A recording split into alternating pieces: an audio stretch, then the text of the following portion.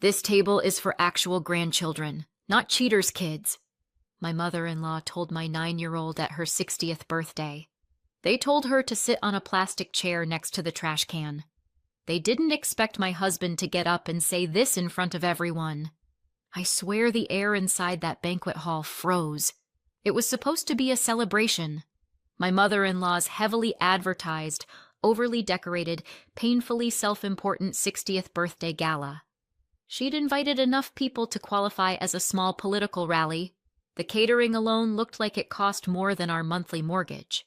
There were long tables draped in gold cloth, assigned seating cards, 3 separate kids' tables, and more floral centerpieces than scents.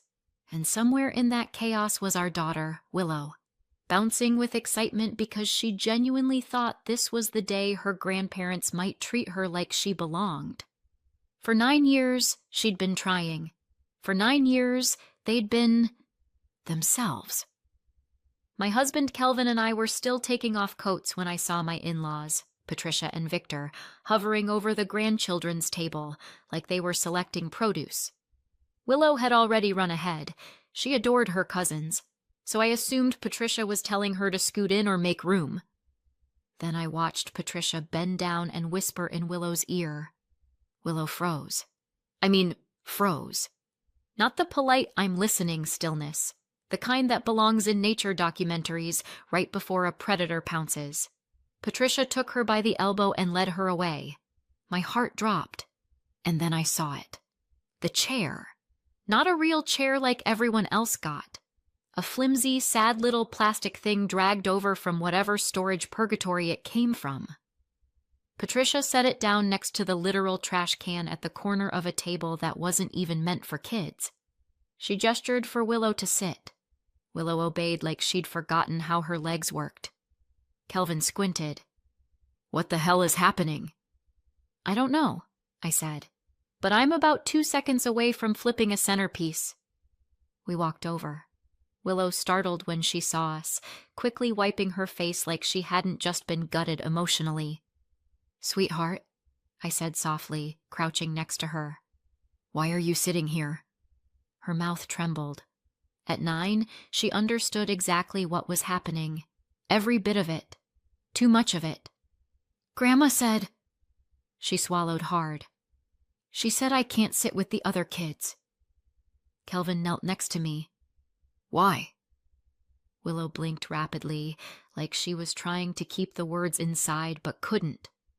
"She said that seat is for actual grandchildren."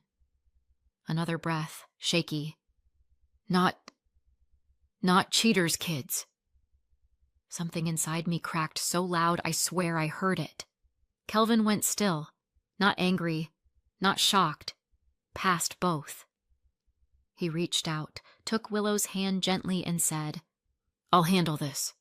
"Kelvin," I started, but he was already standing, already walking toward Patricia and Victor, Willow by his side. I stayed a few steps back, close enough to hear, far enough not to overshadow him. My pulse hammered in my ears. Patricia gave him a fake surprised smile. "Oh, there you are! Enjoying the party?" Kelvin didn't smile. "Did you tell Willow she's not a real grandchild?" The smile cracked. Victor blinked fast, palms out. "Now hold on. I asked a yes or no question," Kelvin said. Patricia clutched her pearls. Of course she owned pearls, and said, "Willow must have misunderstood. She has such an imagination. You know how children are." "She's not lying," Kelvin said. Patricia scoffed. "I would never say something like that." "You whispered it," Kelvin said quietly. "Right into her ear so no one else would hear." She froze, then recovered. "It was a joke, Kelvin. You're overreacting. She took it the wrong way." Kelvin stared at her. "Thanks for the clarity." He turned, took Willow's hand again, and walked toward me. "We're leaving," he said. "What happened?" I whispered as he reached me. "Everything," he said. And that was enough. We headed toward the coat room, weaving past relatives already halfway into their 3rd glass of champagne. Patricia's voice sliced through the music like a siren. "Kelvin, you're leaving your mother's birthday early?" Every head turned. Kelvin stopped. Slowly, deliberately. He turned around, his face calm in a way I'd never seen before. The kind of calm that makes people afraid. "You want them to hear this?" he asked. Patricia didn't answer, but her face said everything. "Yes, I want you shamed. I want them on my side." Kelvin raised his voice just enough. "You told my daughter she's not a real grandchild. You dragged her to sit next to a trash can. And you think the problem is that we're leaving?" A hush rolled over the room. Patricia's face drained, then flushed, then froze in place. Kelvin's voice stayed steady, controlled. "You just lost a son," he said. "I hope it was worth it." You could have heard a hairpin drop.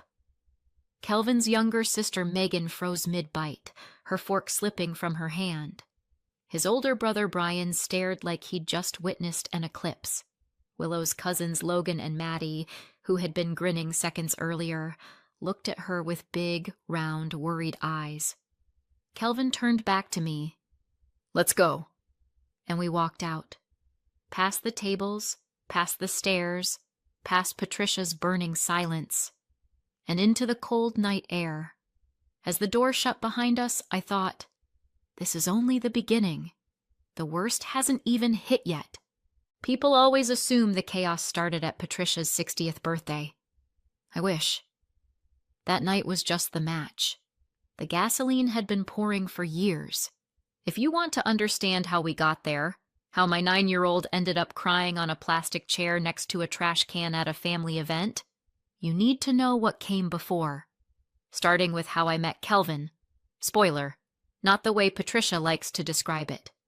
He rescued her from the streets of theater, as if I'd been juggling for spare change. Here's the truth. Kelvin walked into my beginner acting class like a man preparing for his own funeral. Nervous, sweaty, holding his script like it was a bomb that needed defusing. He'd signed up because he was painfully shy. The kind of shy where ordering coffee felt like public speaking. Meanwhile, I was a working stage actress teaching classes on the side because theater is spiritually fulfilling but financially comparable to seasonal fruit picking. He was my student for 6 weeks. Every exercise terrified him. Every monologue looked like it might finish him off. But he kept showing up. And he watched me like I was sunlight.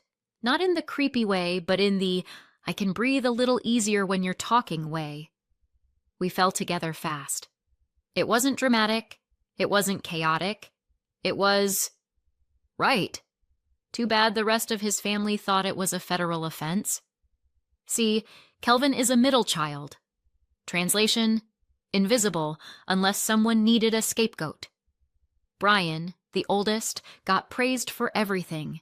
Megan, the youngest, got coddled for everything. Kelvin? He got criticized for existing incorrectly. So when he brought me home, me, an actress, Patricia acted like he'd announced he was joining a cult. "Oh," she said when Kelvin introduced me, "you're one of those." I laughed because I thought she meant theater people. She didn't. Patricia had a very specific definition of those. Women who pretend for a living. Women who kiss strange men as part of the job. Women who can't be trusted because acting means lying. And she brought all of this up before I'd finished my first cup of tea.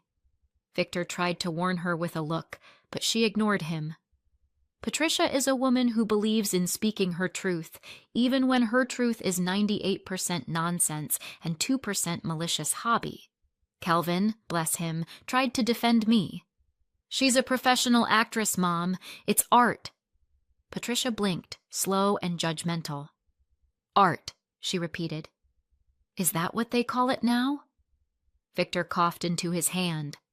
A tiny apology he never had the spine to say out loud. And that was day one. When Kelvin got his first real job in coding, things got worse. He started earning a proper salary, which meant Patricia felt entitled to a slice of it, and because Kelvin is Kelvin, he gave it. At first, he helped with little things. Then the little things turned into monthly help with bills. Patricia didn't even pretend not to expect it. Victor didn't pretend to object. They ignored him most of the time, but somehow always noticed when he transferred money. Meanwhile, Patricia never missed a chance to imply I was cheating. "Oh, you're in another play? Who's the man this time?" "Oh, you're rehearsing late? With him?" "Oh, she has male colleagues, Kelvin. You should keep an eye on that."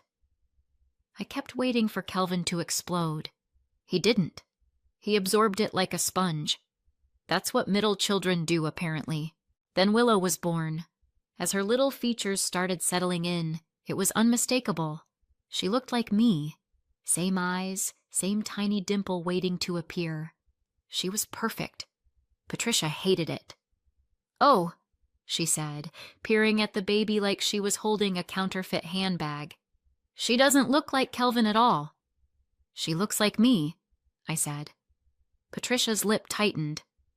"Well," she said, "sometimes nature is mysterious." Victor shifted uncomfortably, as if he wanted to disappear into the wallpaper. That was the beginning. After that, the comments sharpened.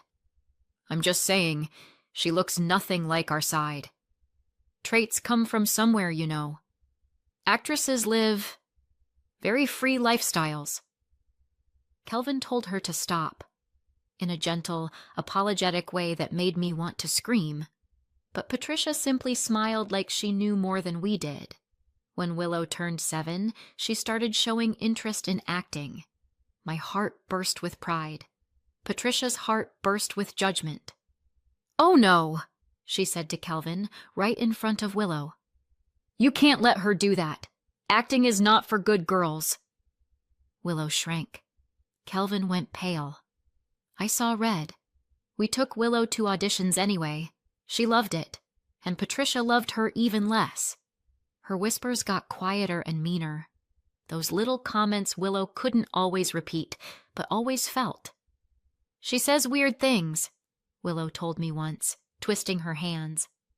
"But it's always when no one else is around." That was when I started to fear it wasn't just me Patricia hated. It was anything that looked like me. And Willow is a mirror. Kelvin and I tried to ignore it. We tried to keep peace. We tried to believe it would get better. It never did. Every year Patricia's tolerance shrank and her boldness grew. Whispers got louder. Insults got sharper. Excuses got thinner. And Willow? She tried so hard to be their granddaughter. She drew pictures, made cards, told jokes, made conversation. But nothing she did made her real to Patricia. Not until Patricia called her a cheater's kid at that birthday party, and Kelvin finally shattered. Looking back now, I should have seen the explosion coming. You can only poke a quiet man so many times before he burns down the room.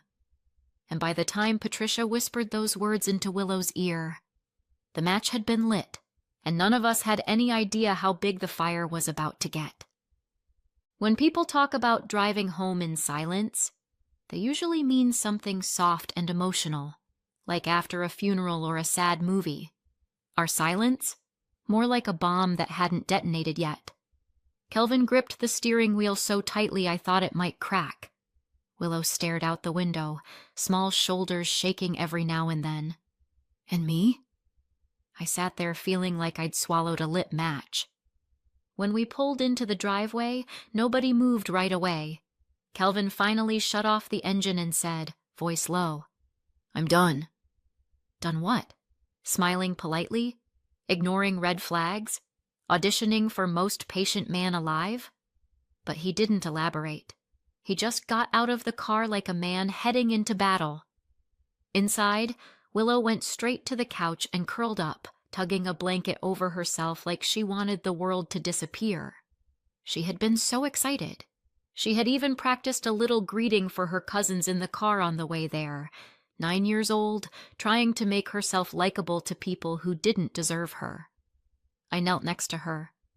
"You're safe now," I whispered. She nodded, but she wasn't convinced. When you're 9 and your grandmother tells you you're not her real grandchild, it does something to you. It shakes the floor under your feet. Kelvin stood in the hallway for a full minute before he moved. When he did, it was with this strange calmness I didn't recognize. Then he walked to his desk, sat down, woke his computer, and started typing like he was filing termination paperwork for Satan himself. "Kelvin?" I asked. Nothing. I walked around behind him, and my blood pressure skyrocketed. He was canceling things. The monthly transfer to Patricia and Victor's bills? Gone. The temporary contribution he'd been making for 6 years? Deleted. The emergency fund loans he used to send without question? Unsubscribed. Click, click, click. Every click was a confession. I should have done this years ago. "Are you sure?" I whispered. He didn't look up. "She called my daughter a cheater's kid and made her sit next to a trash can," he said. "I'm very sure." "Fair enough." "I just can't believe you said that. In front of everyone," I said softly. "Which part?" he asked. "The truth? Or the part where I stopped pretending they're decent people?" I didn't answer, because he wasn't wrong. He kept clicking. After a few minutes, Willow approached us, rubbing her eyes. "Am I still going to see Logan and Maddie?" she asked quietly. She didn't ask about Patricia or Victor, not once. I lifted her chin so she could see my eyes. "Of course," I said. "Just because your grandparents don't treat you right doesn't mean you lose your cousins. You didn't do anything wrong." She nodded, relief sagging her shoulders. "And Christmas?" she asked. "They're always there." Kelvin looked over his shoulder. "Not this year." Willow blinked. "Why?" He leaned toward her. "Because Christmas is supposed to be happy," he said. "And they don't get to hurt you again." She studied him for a moment, then stepped forward and hugged him around the waist. He froze. Kelvin always freezes. Then hugged her back. And for the first time since we walked out of that party, I saw something other than fury on his face. Resolve. The kind that doesn't break. An hour later, I sat at the kitchen table drafting Christmas invitations. We hosted every year. It was tradition. Patricia loved to brag about it like she organized everything herself, even though she never lifted a finger. This year, that tradition was getting rewritten. I invited my side of the family, Brian and Megan's families, all the cousins, anyone who actually gave a damn about Willow. Patricia and Victor? Not invited. At the bottom of the invitation I wrote, "If you're uncomfortable coming without Patricia and Victor present, we understand. You don't need to attend. But the celebration is happening." I hit send. For a moment, nothing happened. The house felt still, like the universe was holding its breath, waiting to see who would scream first. It didn't take long. Patricia was many things, but slow wasn't one of them. If there was a tremor in the family ecosystem, she detected it faster than Wi-Fi. Kelvin's phone buzzed. He didn't even check the screen. "Patricia," he muttered. He answered and put it on speaker. "Kelvin," she snapped. "Why am I hearing from Megan that Daphne is sending out Christmas invitations? And why—" Her voice sharpened. "Did we not receive one?" Kelvin leaned his hip against the counter. "Because you're not invited." A stunned inhale. Then the explosion. "What is wrong with you? Christmas is a family event. You don't just uninvite your parents."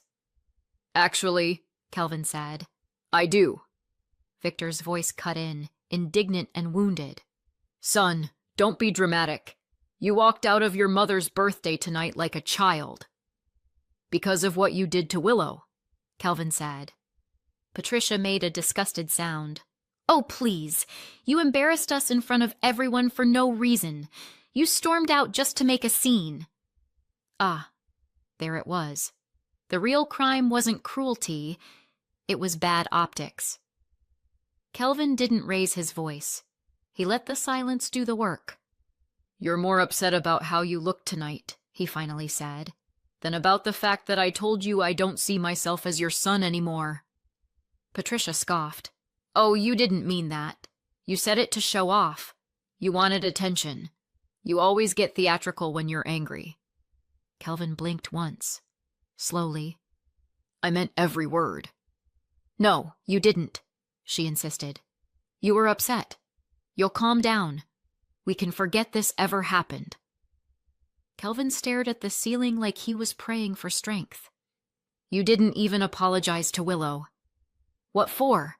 Patricia demanded. "She misunderstood. You can't punish us for her confusion." Kelvin's jaw tightened. "She sat next to a trash can because of you." "That's not what this is about," Patricia snapped. "You humiliated me at my 60th birthday in front of all my friends." "And that," Kelvin said, "is exactly the problem." Victor snapped. "You don't talk to your parents like this." "You don't treat my daughter the way you did," Kelvin countered. A tense beat. Then Patricia delivered the line she always saved for when she was losing control. "You'll regret this, Kelvin. Don't come crawling back." Kelvin didn't even blink. "We won't be crawling anywhere."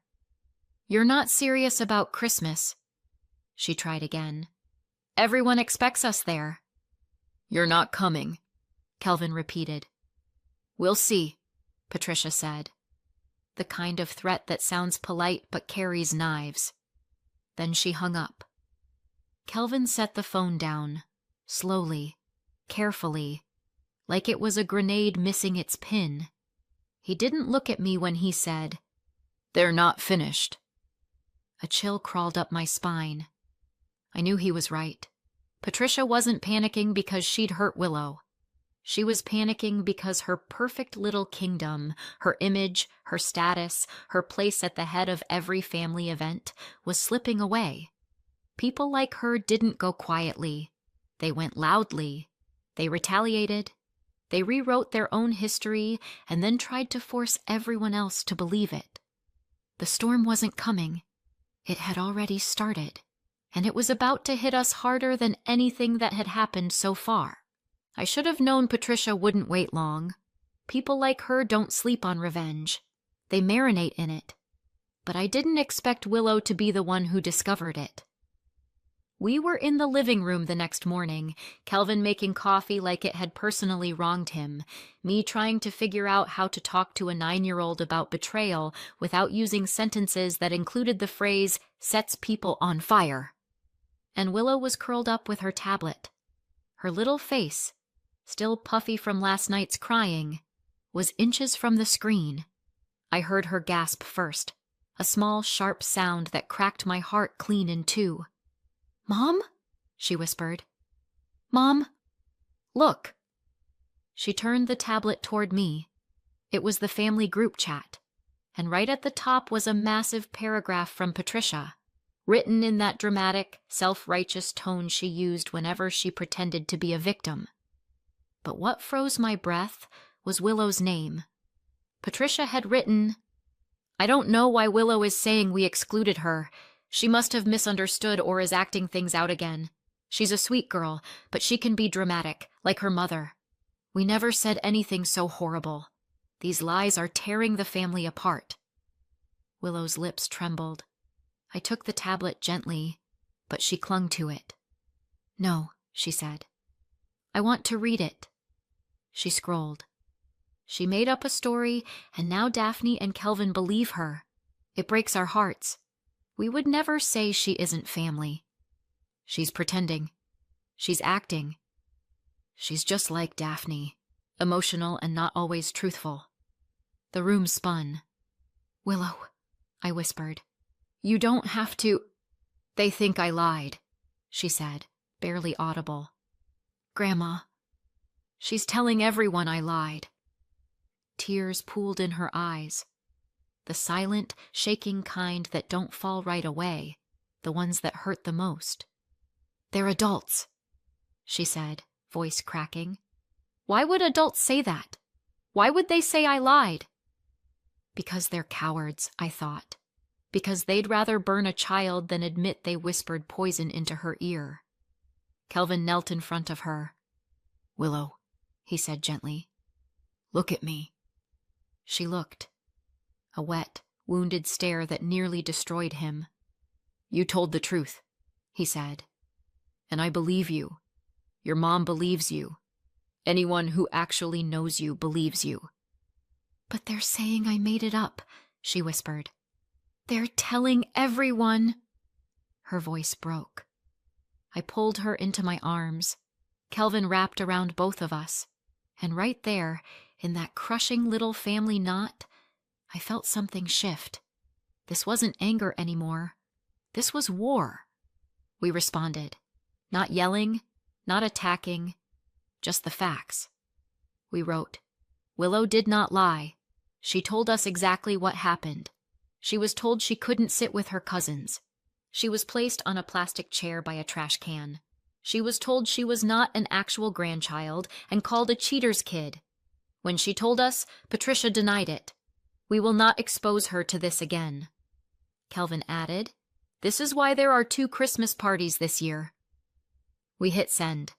Willow stayed beside us, gripping my sleeve with small fingers that still shook. For the first few minutes, no one said anything in the chat. The silence was almost worse.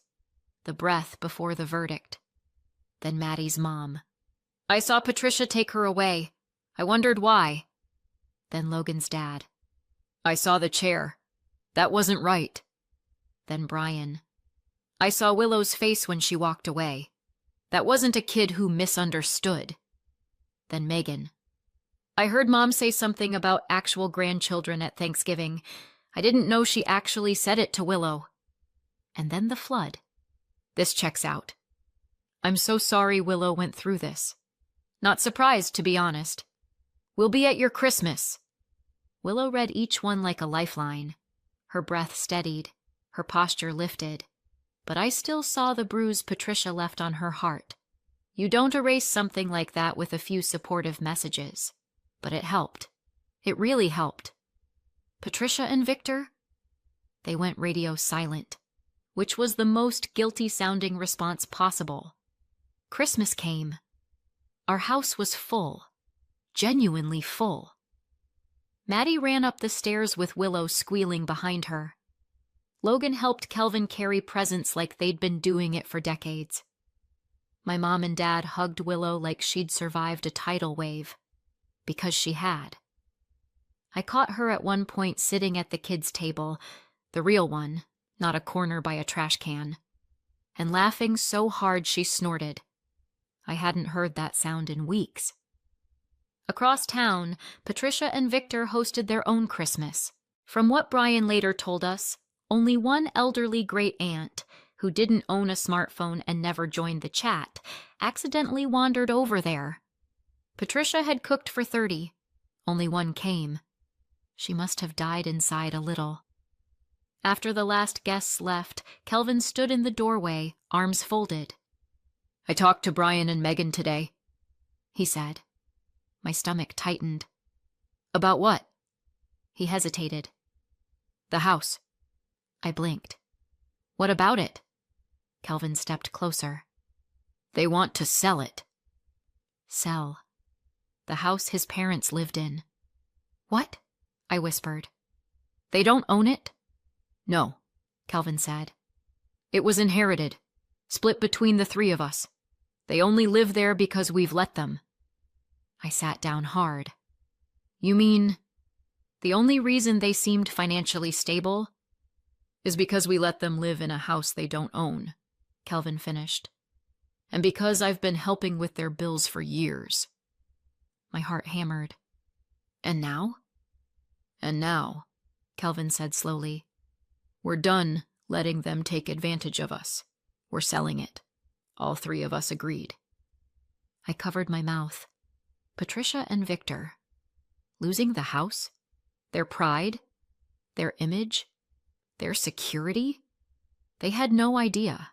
They thought the worst thing that could happen was missing Christmas. They had no clue the avalanche coming toward them. Kelvin looked at me. "They used us, Daphne," he said softly. "All of us. And they never cared who they hurt along the way." I nodded, throat tight. Willow walked in then, half asleep, rubbing her eyes. "Mom?" she mumbled. I pulled her into my lap. Kelvin watched her, and I saw it again. That resolve, that fury, that promise. He wasn't just cutting off his parents.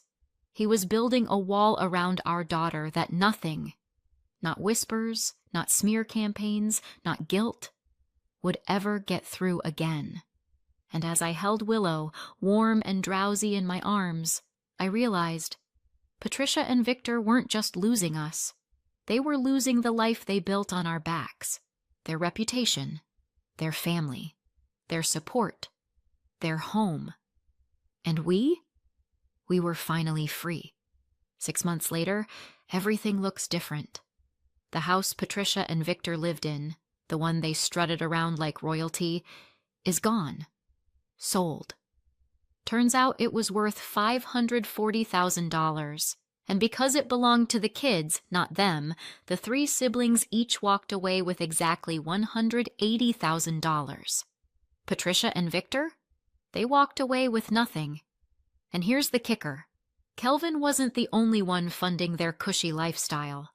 Brian admitted he'd been sending $250 a month.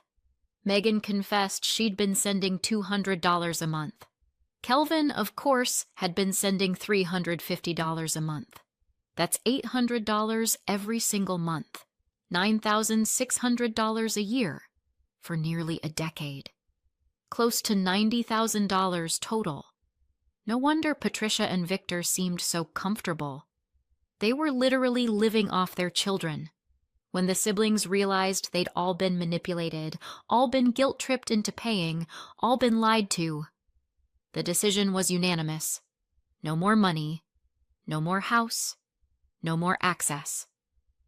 Patricia and Victor had been semi-retired, working part-time, and planning to glide into old age on money they didn't earn. Now they're in a cramped rental, paying real rent for the first time in decades. Their combined part-time income barely covers anything, and their upcoming pension won't either. They went from set for life to barely scraping by. Meanwhile, we're good. Actually, we're better than good. Willow is thriving. No more whispered insults. No more feeling less than. Just love, cousins, real family, and peace. Kelvin and I have a relationship with the rest of the family again.